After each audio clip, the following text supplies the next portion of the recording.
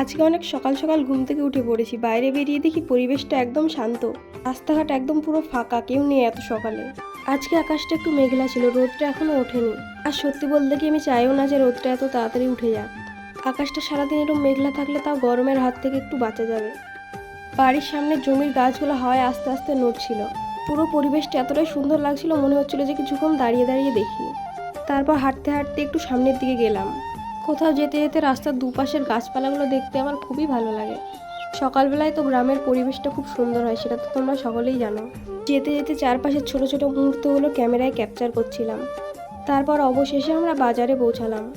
সকালবেলায় সবাই নিজের নিজের কাজে ব্যস্ত, কেউ সবজি কিনছে, কেউ মাংস কিনছে। তাই বাজারের আশেপাশে ছোট ছোট কিছু ক্লিপ নিয়ে নিলাম। আমরা এত সকাল সকাল বাজারে গিয়েছিলাম যে রাস্তার পাশের বেশিরভাগ দোকানগুলো তখনও বন্ধ ছিল। তারপর আমরা আস্তে আস্তে বাড়ির দিকে যাওয়া শুরু করলাম, কারণ বাড়ি গিয়ে আবার রান্না বান্না করতে হবে। বাড়ি এসে রান্নার জন্য প্রস্তুতি শুরু করলাম। প্রথমে মাংসগুলোকে ভালোভাবে ধুয়ে নিলাম।